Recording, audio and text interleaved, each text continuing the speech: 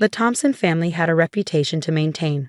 Old money, social connections, and impeccable taste were the pillars upon which Margaret Thompson built her identity. So when her only son David fell in love with me, a seemingly ordinary kindergarten teacher from a town no one in her circle had heard of, she made her disapproval crystal clear. "She seems nice," Margaret had said after our first meeting, the word nice carrying the weight of profound disappointment. "But honestly, David, what could you possibly have in common with someone so simple?" David defended me, of course. He loved that I was unpretentious and genuine, qualities in short supply among the social climbers he'd grown up around. But Margaret's campaign of subtle undermining continued for the 2 years we dated, reaching its peak when David proposed with his grandmother's ring. "Congratulations," Margaret had said coldly over the phone when David shared the news. "I suppose we'll need to start planning immediately. There's so much Sarah will need to learn about how things are done in our world." Our world. As if I were an alien visiting from another planet rather than someone born just 50 miles away. The wedding planning became Margaret's battlefield. Every decision, the venue, the caterer, the flowers, became an opportunity to highlight the gulf between my limited experience and the Thompson family standards. I tried to remain gracious, reminding myself that this was about marrying David, not winning his mother's approval. Then came the dress shopping expedition. Margaret had insisted we visit an exclusive bridal salon in the city where, she informed me, Thompson women had been selecting their wedding gowns for generations. The appointment had been scheduled months in advance, and Margaret had arranged for several of her closest friends to accompany us, women whose names regularly appeared in society pages and charity gala photographs. "It's tradition," she explained when I suggested keeping the shopping party smaller. "These women have known David since he was a child. Their opinion matters." What she really meant, of course, was that my opinion mattered less. The salon was exactly as intimidating as I'd expected. All crystal chandeliers and champagne flutes, with gowns displayed like museum pieces. The owner greeted Margaret with air kisses and exclamations about how long it had been since they'd seen each other. "And this must be the bride," she said, examining me with a professional smile that didn't quite reach her eyes. "Yes, this is Sarah," Margaret replied. "We'll need something that flatters her figure. Perhaps something with sleeves, and nothing too fashion-forward. Something classic to elevate her natural simplicity." I bit my tongue as the salon staff measured me and discussed my challenging proportions, as if I weren't present. Margaret's friends sipped champagne and reminisced about their own wedding dresses, each apparently more exquisite than the last.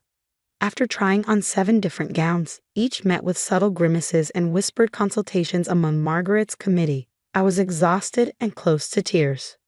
"Perhaps we should continue another day," the salon owner suggested delicately. "Finding the perfect gown can be a process." That's when my phone rang. It was my mother. "Sarah, honey, I know you're busy with the Thompson dress shopping today, but I wanted to let you know that package we discussed arrived. It's even more beautiful than we hoped." I felt a wave of relief wash over me. "That's wonderful news, Mom. I'll stop by later to see it." When I ended the call, Margaret was watching me with narrow-eyed suspicion. "A package? Something for the wedding?" she asked. "Just something my mother wanted me to see," I replied vaguely. "Speaking of which, I should probably wrap up here. Thank you all for your time and input." Margaret looked affronted. "But we haven't found anything suitable yet." "Sarah, this isn't like picking up something from a department store. A proper wedding gown requires time and consideration." "I understand," I said, summoning my kindergarten teacher patience. "And I appreciate everyone's help today. But I think I need some time to reflect on the options." 2 weeks later, Margaret called an emergency meeting at her home to discuss what she termed concerning developments with the wedding planning.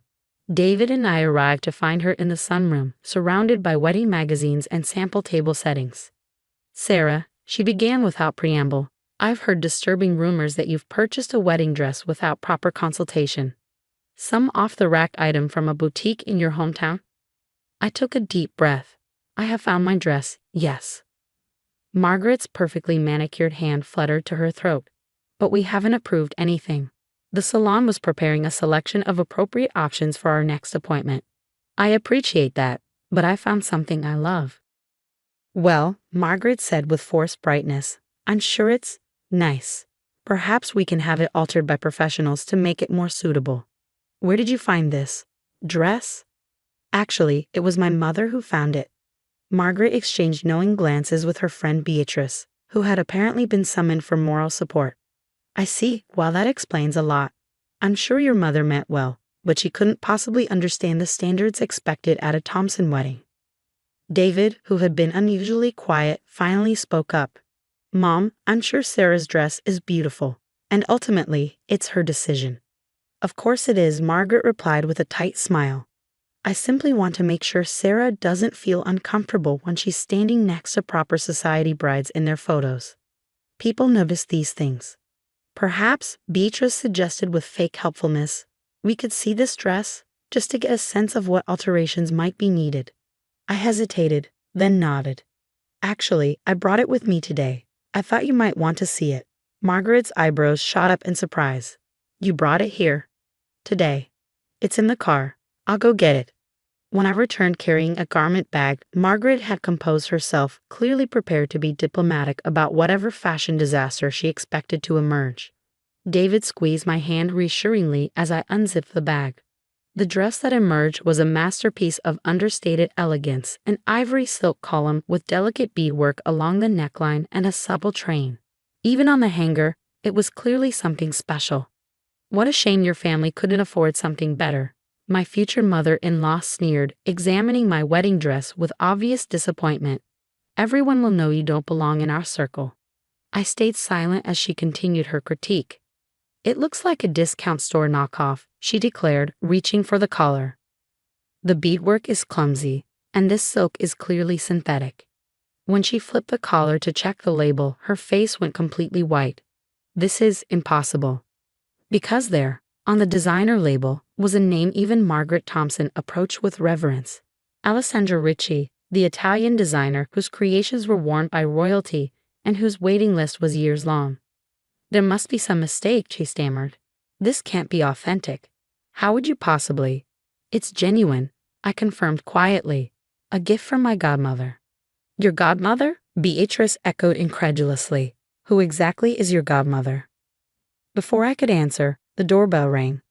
David went to answer it, returning moments later with my mother and a woman Margaret clearly recognized immediately. Elena? Margaret gasped, rising to her feet. Elena Ricci? What are you doing here?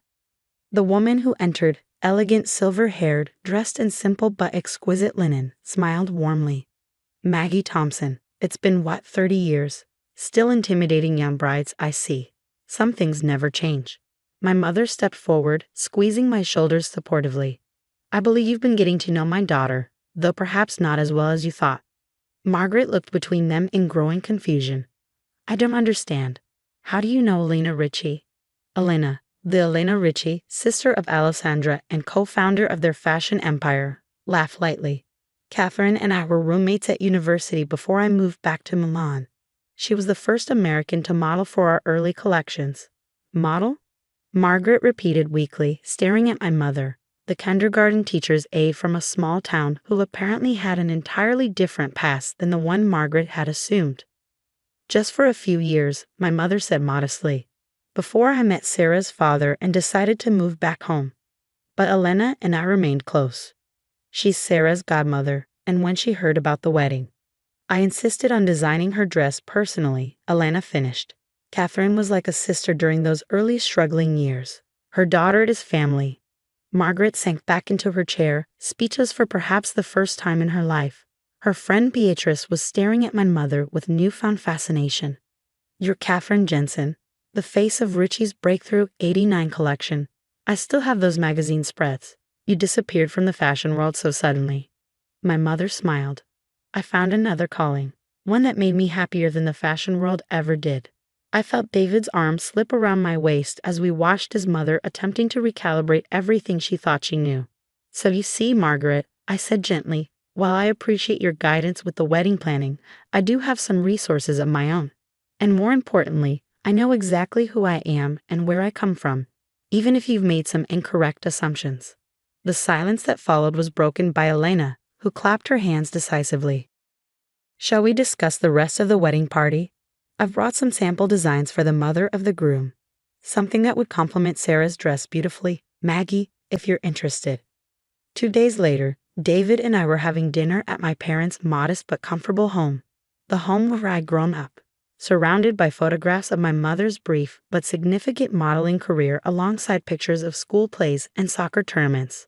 I've never seen my mother speechless before, David marveled, helping my father grill vegetables in the backyard.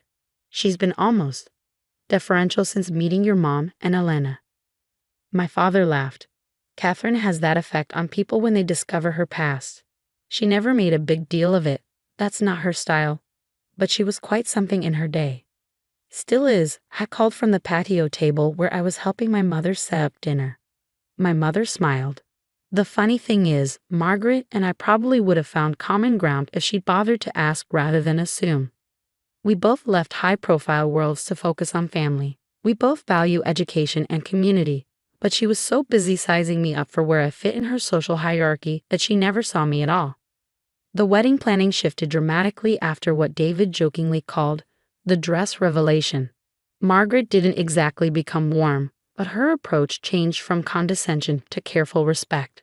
She consulted rather than dictated, and occasionally even deferred to my mother's connections, which turned out to include not just Elena Ritchie, but several other notable figures from her previous life. On the day of the wedding, as my mother helped me into the exquisite dress that had caused such a stir, I reflected on the unexpected gift Margaret's snobbery had delivered, the chance to bridge two parts of my family history and to claim my own identity in the process.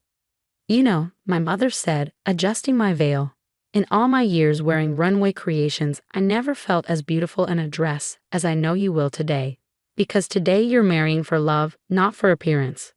When I walked down the aisle toward David, I passed Margaret in the front row. For once, her focus wasn't on how things looked to others or whether standards were being maintained. Instead, there were tears in her eyes as she watched her son's face light up at the sight of me. At the reception, Elena Ritchie raised a toast that perfectly captured the journey we'd all taken. To David and Sarah, and to the two families joining today. May you all discover, as I have throughout my career, that true elegance comes not from labels or pedigrees, but from authenticity, kindness, and the courage to see beyond first impressions.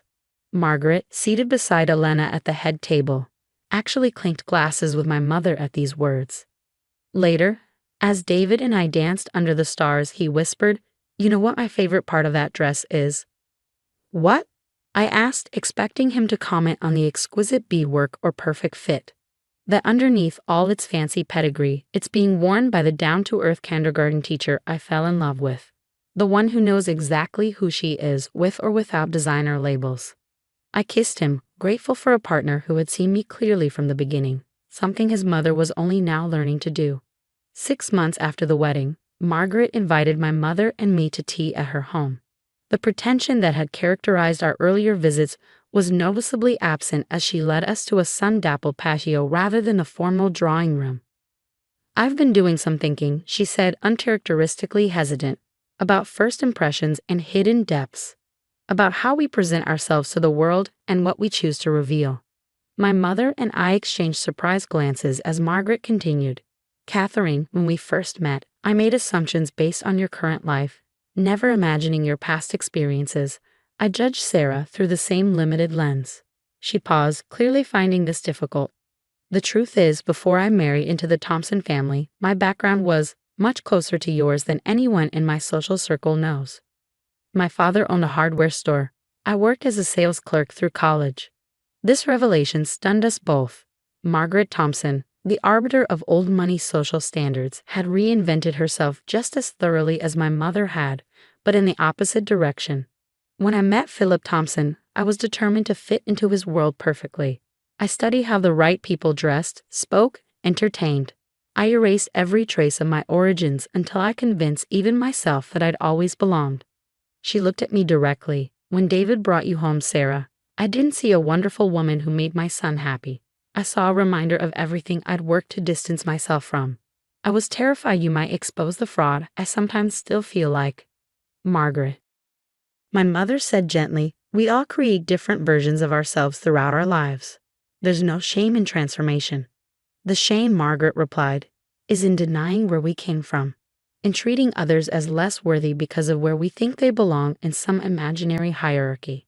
She reached across the table and, in an unprecedented gesture, covered my hand with hers. I hope you'll give me the chance to be a better mother-in-law than I've been so far, and perhaps a friend in time. As we drove home afterward, my mother and I tried to process this unexpected turn. "Do you think she's sincere?" I asked. "Yes," my mother said thoughtfully. "Recognition is a powerful thing. Sometimes people need to see themselves reflected in unexpected places before they can acknowledge their own truth. Like seeing a kindergarten teacher in an Alessandra Ricci original?" My mother laughed. "Exactly, but the dress didn't change who you are, Sarah. It just helped Margaret see past her own prejudice. And that perhaps was the greatest gift of all. Not the designer dress or the social connections, but the reminder that our true worth has nothing to do with labels, whether they're sewn into a wedding gown or attached to a family name." A year later, when I discovered I was pregnant, Margaret was among the first people we told. Her eyes filled with tears as she hugged me, a genuine embrace without concern for appearances. "This child," she said, "will have the best of all worlds. Thompson determination, Jensen creativity, and parents who know the value of authenticity." As we left her home that evening, David squeezed my hand. "Who would have thought a wedding dress could change so much?" "Not the dress," I corrected him, "the willingness to look beyond it.